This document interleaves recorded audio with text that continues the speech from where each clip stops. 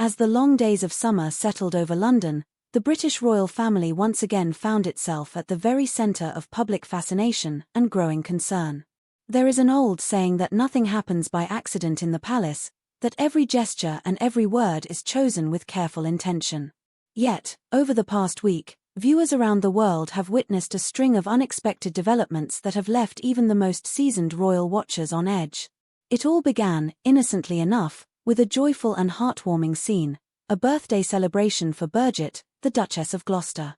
On June 20th, the official royal Instagram account quietly released a beautiful portrait of the Duchess, marking her 79th birthday with an elegant simplicity that spoke to her decades of dignified service. The caption read only, "Happy birthday to the Duchess of Gloucester," but the response was immediate. Thousands of likes, countless warm wishes in the comments, an outpouring of affection for one of the monarchy's most steadfast and respected members. The message was clear: in the royal family, tradition and continuity matter, and no birthday, however quietly marked, is ever truly private. But even as this public display of celebration unfolded, a far more dramatic and, for many, troubling story was taking shape behind palace walls. A story that would spark a wave of rumors, concern, and, as some insiders have since revealed, even panic among those closest to the heart of the monarchy. The focus of that anxiety? None other than Catherine, the Princess of Wales.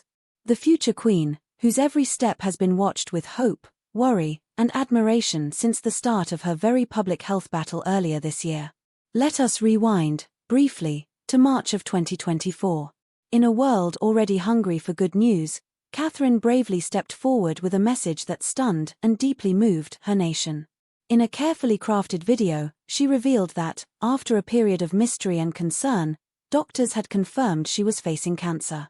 The revelation sent shockwaves around the globe. Suddenly, the princess's absence from earlier royal events made perfect, heartbreaking sense. Her subsequent announcement that she would be undergoing preventative chemotherapy was met with an outpouring of support. Millions left messages of hope, solidarity, and strength across every platform imaginable.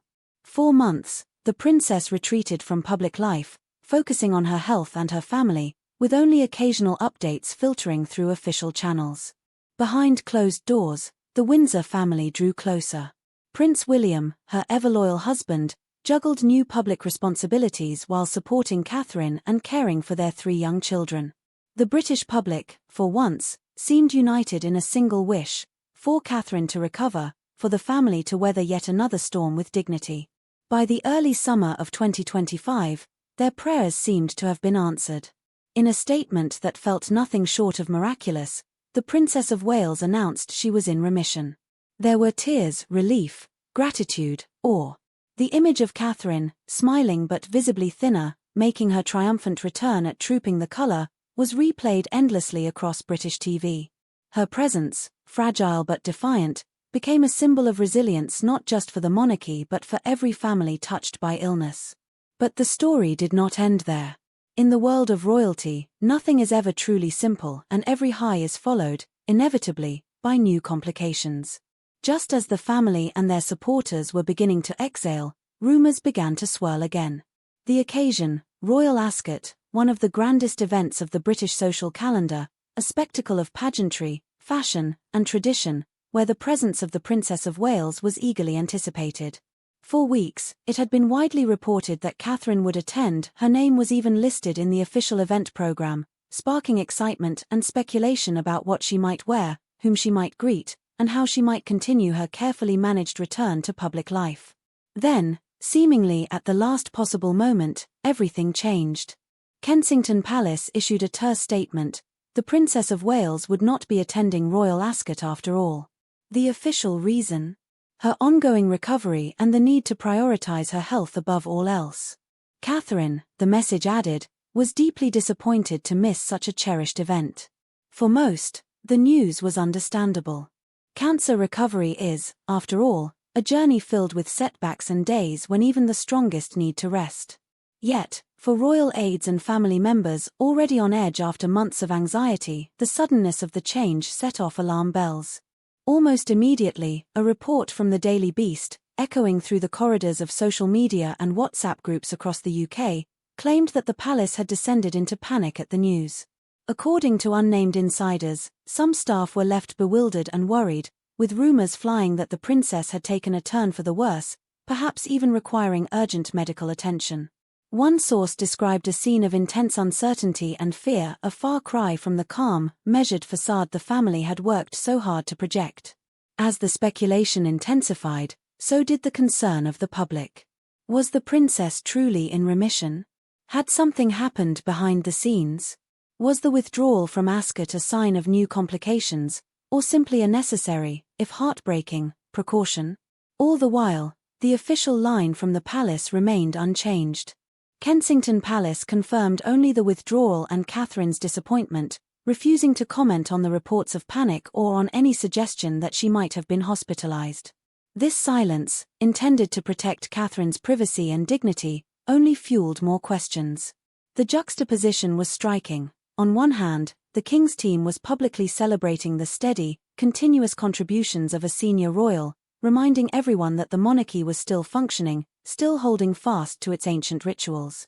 On the other, rumors and whispers painted a picture of a family and a household on the brink, struggling to maintain control in the face of overwhelming uncertainty. Even as the birthday messages continued to pour in for the Duchess of Gloucester, royal experts and well-connected journalists hinted at deeper tensions behind the scenes. One veteran observer noted that never in recent memory had the palace appeared so divided between public confidence and private worry.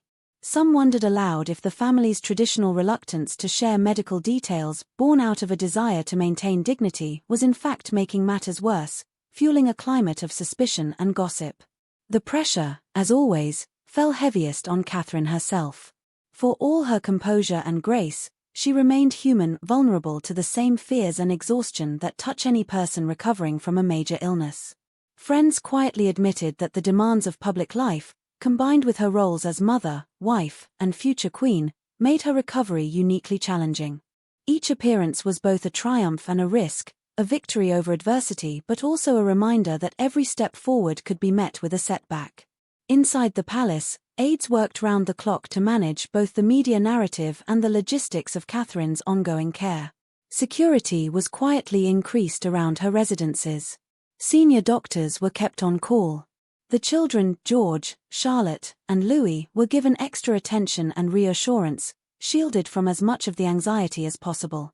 William, as ever, was a rock, balancing his official duties with his most important role, supporting his wife and holding his family together. Still, the sense of uncertainty lingered. Even the most trusted members of the royal household admitted in private that they were taking each day as it comes. Plans for future engagements were kept deliberately flexible. There was talk, never confirmed, of further adjustments to the princess's schedule, of new precautions to ensure her health remained the family's top priority. And yet, through it all, the Queen Consort and King Charles maintained their focus on the broader work of the monarchy. The Duchess of Gloucester's birthday was not the only occasion to be marked.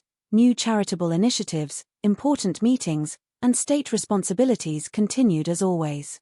The message, subtle but unmistakable, was that the royal family, for all its challenges, endures. But for the millions watching from home, it was the fate of the Princess of Wales that mattered most. Social media was flooded with messages of support, prayer, and love. "We're all rooting for you, Kate," one woman wrote on Instagram, her words echoed by thousands of others.